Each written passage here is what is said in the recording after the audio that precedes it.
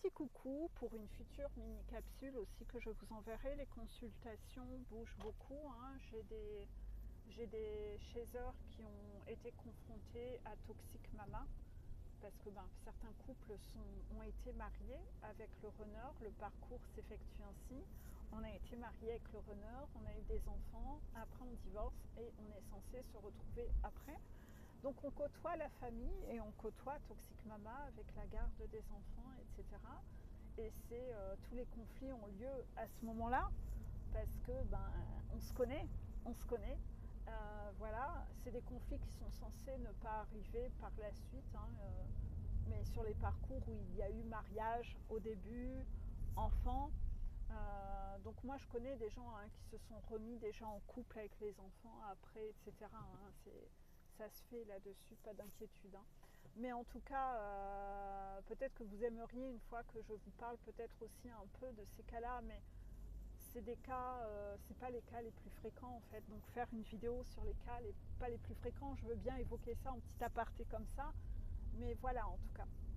Et donc en fait, comme parfois vous êtes soumis à une belle-mère problématique, la belle-mère du karmico qui est problématique, la belle-mère toxique, là c'est la fameuse Toxic Mama et là c'est du level haut hein, pour le coup.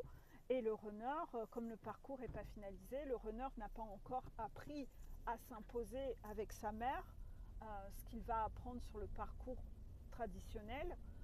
Et donc, en fait, inévitablement, la chasseur, elle subit avec cette Toxic Mama, puisque le runner n'a pas encore commencé à dresser sa mère. Ça fait un peu bizarre comme expression, mais c'est l'expression qui me vient des guides, contraction. Mais voilà, à la brider sa mère, à la remettre à sa juste place, de là, c'est pas ta place, tais-toi maman, ça ne te regarde pas, je t'interdis de, je ne t'autorise pas à, tout ce qu'on fait, enfin moi c'est comme ça que j'ai déjà parlé à ma mère, donc ma mère elle se tient à sa juste place, elle pète pas les couilles, contraction, mais un runner va devoir à un moment passer cette étape de parler ainsi à sa mère, parce que s'il ne le fait pas, en gros il ne gardera pas beaucoup de contact avec sa mère plus tard, hein, ça sera de pire en pire, la source, si c'est pas la brider, la source fera exploser le lien entre le runner et la Toxic Mama, et il parlera même plus à sa mère, ce qui est quand même un peu triste d'en venir à ce genre de cas radical. En général, je ne le conseille pas trop en coaching. Je vais plutôt essayer de sauver le truc et de brider le runner à brider sa mère pour que ça n'en vienne pas à ce genre de cas extrême. Hein. Contraction. Enfin, moi, personnellement, en coaching, avec les guides, on évite d'en venir à ça quand on peut. Quoi qu'il en soit, il y aura des moments parfois où vous aurez des confrontations avec des personnes toxiques, des pervers narcissiques autour de vous, etc. Et en fait, ces confrontations, quand vous les aurez, vous allez sentir que la personne a poussé le bouchon loin et vous démarrez au quart de tour. C'est ça, vous démarrez au quart de tour. C'est vraiment l'expression. Et vous sentez que ça palpite, votre cœur est prêt à bondir et à exploser. C'est normal. Ça, c'est quand vous n'aimez pas les conflits, contraction, que vous n'êtes pas habitué aux conflits, contraction. Et Dieu sait si j'ai vécu ça les premières fois où j'ai dû gérer des conflits. La source est obligée de pousser la personne toxique à pousser le bouchon de plus en plus loin pour vous faire sortir de vos gonds, pour vous forcer à aller sur le ring. En fait, c'est ça. C'est un défi qui vous est envoyé. Et là, vous avez comme une rage à l'intérieur de vous qui explose de tout ce que vous avez réprimé pendant trop longtemps avec tel ou tel bourreau ou telle personne toxique autour de vous. Et à ce moment-là, vous allez sentir que vous tremblez, que votre cœur palpite, mais n'ayez pas peur. Vous n'allez pas faire un malaise cardiaque. Je voulais vous rassurer là-dessus. J'ai connu cette sensation-là, et là en coaching, je vois qu'il y a des personnes qui ont connu ça. Vous êtes accompagné lors de ce moment-là. Hein. Soyez sûr que vous n'allez pas faire un malaise cardiaque. Cette impulsion que vous ressentez, c'est comme une impulsion, une énergie dans vos chakras qui vient exploser pour vous pousser énergétiquement à monter sur le ring. Vous n'avez pas de choix. De toute façon, ça se fait tout seul. Ça se fait tout seul. C'est tellement une impulsion forte que vous allez y monter. Et c'est comme si les guides, s'allier à votre enfant intérieur qui est emprisonné à l'intérieur et que vous n'écoutez pas assez, qui lui a envie de sortir de la cage, et c'est comme si vous étiez entre votre enfant intérieur qui veut sortir, que les guides l'aident à sortir et à avoir la parole, et en fait tout le flot de parole va sortir. Vous allez vomir ce que vous avez à vomir. Je reprends cette expression vomir parce que vraiment ça sort tout seul, tout ce que vous avez à dire. Et souvent la sensation que vous avez, c'est que vous ne savez pas d'où ça vient, parce que tout est sorti tellement de façon fluide, sans réfléchir, spontanément, et vous-même parfois vous vous souvenez même plus de tout ce que vous avez dit. D'où vient cette force? C'est comme si les guides se connectaient à votre âme, à votre enfant intérieur, et que c'est un peu comme si eux retranscrivaient tout ce que votre enfant intérieur, votre âme, a besoin d'évacuer. Et en fait, vous êtes aidé et accompagné dans ce moment-là. C'est ça que vous sentez, vous ne savez pas d'où ça vient. C'est qu'en fait, vous n'avez aucun moyen de résister. Il n'y a plus de peur à ce moment-là. Vous tremblez, il y a votre cœur qui palpite, mais tout s'évacue, tout se vomit, et c'est les guides qui vous aident à verbaliser tout ce que vous avez pensé avec votre enfant intérieur, tout ce qu'il pense et tout ce qui a besoin d'être évacué. Donc en fait, c'est ça que vous ressentez, cette impulsion-là, et c'est ça qui se passe en cet instant. Donc n'ayez pas peur, vous aurez peut-être 2 ou 3 conflits avec des personnes différentes, avec cet émotionnel très fort, vous tremblez, le cœur bat la chamade, c'est pas grave. Laissez ce moment passer. Une fois que vous aurez tout sorti, vous allez avoir l'impression d'avoir perdu 10 kilos, de vous sentir tellement mieux, et le calme va revenir. Votre palpitation va redescendre après ça. Crachez ce qu'il y a à cracher. C'est un énorme nettoyage qui a lieu, et c'est une énorme boue qui sort, qui jaillit. Un coup de Karcher. Et vous allez peut-être vivre 2-3 événements comme ça, similaires, avec un émotionnel très fort que vous ne maîtrisez pas. Et puis après, vous allez en vivre d'autres où vous tremblerez moins. Votre cœur battra moins la chamade. Et puis, après, vous aurez l'habitude de verbaliser les choses, et vous verbaliserez les choses dans le calme, sans cette boue qui jaillit, sans avoir besoin de vomir tout ça. Et vous apprenez à maîtriser ça, et comme votre émotionnel n'est plus là dans cet inconfort-là, et bien en fait, ce sera vous qui verbaliserez de plus en plus sans avoir besoin de vos guides, que ce soit eux qui prennent la parole, parce que vous savez être hyper calme à verbaliser les choses, et vous n'aurez même plus besoin de l'aide de vos guides dans ces moments-là. Et là, il n'y aura plus du tout de moments où vous vous direz « je ne sais pas d'où ça venait, je ne me souviens même plus de ce que j'ai dit ». Non, vous vous souviendrez de tout parce que vous l'aurez tellement fait en conscience. Les premières fois, c'est les guides qui vous aident, et après, vous allez reprendre le pouvoir sur ça, et ça va se faire de façon sans même crier, en parlant pas plus haut que ce que je parle là. C'est comme ça que ça se passera en fait. Et là, ça sera le signe que c'est bon, vous avez guéri en fait. Donc, acceptez ce processus avec le palpitant qui est au max. Acceptez tous ces défis-là, c'est provisoire. Les guides sont là avec vous.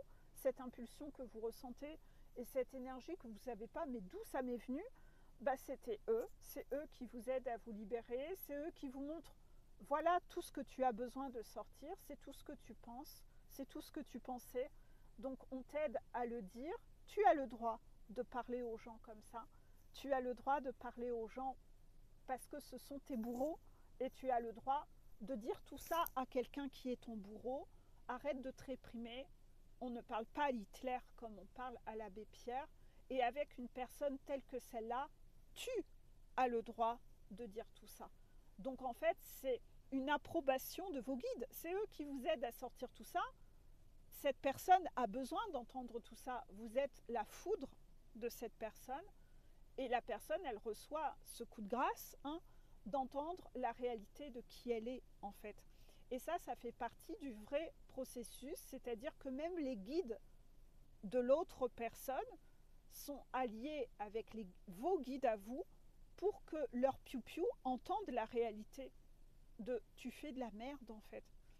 C'est ça. Donc en fait, on te montre la réalité de l'image que tu as, ce que tu fais aux gens. Et en fait, ça fait partie du processus. Donc à la fin, n'ayez surtout aucune culpabilité. Parce que non, c'était nécessaire en fait. Donc si jamais vous passez par la case culpabilité, moi en coaching, je vous fais travailler ça en vous disant non, non, t'inquiète pas, tu as été juste dans cette situation, contraction, tu as fait ce qu'il fallait, contraction.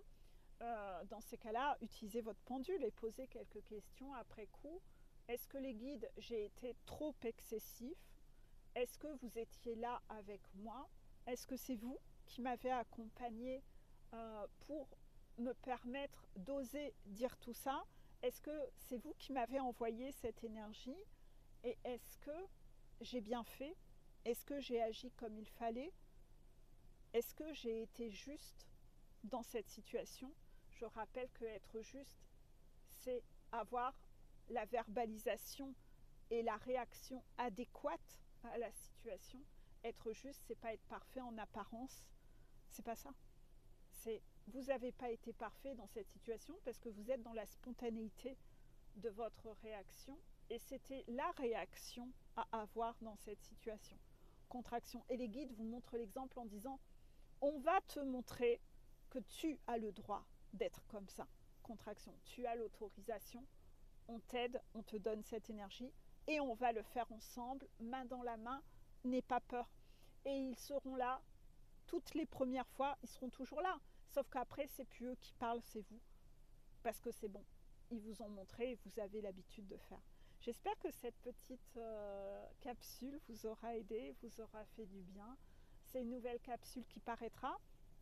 Je suis en train d'attendre devant le collège pour aller chercher mon fils qui passait le brevet blanc aujourd'hui. Donc, petite pause dans les consultations et je vous posterai cela. J'espère que ça vous aura fait du bien. Je ne sais pas pourquoi on me demande de vous tourner toutes ces mini-capsules. En tout cas, ce qui m'a fait rire et qui a fait rire la nana qui a eu ce coaching-là, là dont je parle, c'est que la dernière consultation, je lui ai dit, tu vas avoir un défi avec ta belle-mère qui va tomber et le défi ne s'est pas fait attendre. La situation s'est présentée dès le lendemain. Voilà. Donc ça m'a fait beaucoup rire. On en a rigolé ensemble. Hein. Elle m'a fait écouter le vocal qu'elle a fait. Je pense qu'elle n'a jamais osé faire ça de sa vie. Elle a eu au moins 30 sur 20. Au moins 30 sur 20. Là, je lui décerne une palme d'or, mais j'ai une fierté de folie de vous voir évoluer, vous reprendre votre pouvoir. C'est beau, un chasseur qui se réveille quand même. Et voilà, elle a pulvérisé Toxic Mama. Hein. Elle a pulvérisé Toxic Mama. Bien sûr, le runner n'en est pas encore là dans ce parcours. Donc il est encore dans son énergie de qu'il ne veut pas prendre parti, je ne veux pas avoir de problème avec ma mère, je ne veux pas avoir de problème avec toi. Le runner qui se mouille jamais, qui pose pas de choix, qui se positionne jamais, qui a peur de son ombre. Oui, bien sûr, parce qu'il a peur de sa mère. Tous les runners ont peur de leur mère. Et puis en plus, Toxic Mama, elle présente des intérêts. Je vous l'ai toujours dit. Allez revoir la vidéo sur la mère et la grand-mère. La maman ou mamie, c'est peut-être ça dans le titre, les mots-clés maman, mamie, enfin c'est dans ma playlist pervers narcissique. C'est toujours une dame qui présente des avantages à donner du fric, à garder les enfants. Voilà, c'est toujours ça. Il y a toujours un avantage. Il n'est pas question que le runner se fâche avec sa mère. Elle sait y faire, elle sait sur quoi tenir. Il y a un lien de dépendance en fait. Donc elle sait comment manipuler, c'est toujours assez comique et assez rigolo. Et on retrouve tous ces clichés-là. Moi, ce que j'ai bien aimé, c'est que elle, comme elle connaît bien la belle famille, elle lui a sorti une phrase, la phrase qui tue un runner, c'est « Tu sais à qui tu me fais penser ?» Et il a dit « À qui ?» Et elle a dit « À ton père ». Et en fait, il faut savoir que le runner veut surtout pas faire comme son père. Il veut faire tout ce que son père n'a pas fait. Et en fait, il part dans des travers, mais à la fin, il fait comme lui. Et en fait, cette phrase qu'elle lui a sortie, je me suis dit, oh putain, ça vient des guides, ça vient des guides, parce qu'elle lui a sorti exactement la phrase qui tue. La phrase qui tue, c'est, tu me fais penser à ton père. Tu défends même pas tes enfants. Non, parce qu'en fait, il laisse la vieille doche avoir le pouvoir sur sa gamine et laisser être toxique avec sa propre gamine. Et oui, mais je veux pas de conflit. Et en fait, c'est grave, c'est clairement ça en fait. Et en fait, bah, il est comme son père. Il est comme son père, soumis à la mère en fait. Et en fait, tout ce qu'il voulait pas être de son père, bah en fait, il le devient. Il le devient. Il est lui-même, lui-même, il protège pas ses enfants. Aucun runner ne protège ses enfants. Contraction. Bah non, il les protège pas de la mère, la toxique mama, enfin la karmika, etc. Hein, bon, bien sûr, hormis quand c'est la maman, la chasseur, mais la karmika, elle fait du grand n'importe quoi avec les gosses. Il jette ses enfants dans la gueule du loup avec leur mère. Et en fait, là, on est vraiment dans ce côté où finalement, le runner, bah, il ne protège pas du tout ses enfants. Hein. Il est complice du diable. C'est ça hein, qui va faire énormément mal au runner à un moment sur la montagne, c'est qu'il va découvrir que il n'a pas du tout fait ce qu'il fallait. Il pensait protéger ses enfants. Non, s'il avait écouté les vidéos et tout ce qu'on disait depuis le début, il fait exactement les choix qu'il ne faut pas faire. Ce qui va être énormément souffrant pour lui, hein, parce que quand il va avoir le poids de la culpabilité et voir les mauvais choix qu'il a fait et ce que les gamins ont subi, c'est ça qui va être pire. C'est nettement moins pire sur des couples qui ont eu leurs enfants en commun, puisque là, c'est pas la karmika n'est pas maman des enfants. Hein. La karmika n'est pas maman des enfants. Donc ça sera moins souffrant pour ces runners-là, contraction. Mais pour les runners qui ont eu des enfants avec la karmika, ouais, non, là, ça va loin en général. Hein, ça va loin. Hein. Il y a des procès, il y a des histoires, il y a de la maltraitance, il y a de l'abus sexuel, il y a des violences, il y a des enfants qui sont hospitalisés. Ça va en général loin en fait. Hein. Et si c'est pas avec la karmika, parfois c'est pas qu'avec la karmika, parfois c'est aussi avec la mère. Alors soit la mère du runner et soit la mère de karmika. Enfin c'est du gros cinoche, c'est du grand n'importe quoi. Si vous saviez tout ce que je vois, vous auriez peur parfois je crois. Mais parfois j'ose pas tout raconter, je donne que des bribes parce que j'aurais peur que les runners fuient ma chaîne en sachant tout ce qui se passe en fait. Mais n'empêche que je vous en dis quand même pas mal et je vous dis de vous méfier quand même. Donc vraiment méfiez-vous quand même. Hein. Parce que parfois, je dis ça en rigolant, mais je devrais pas rire parce que c'est pas rigolo, mais c'est parce que non, c'est vraiment un cinoche quand même hein, parfois. C'est vraiment digne d'un film.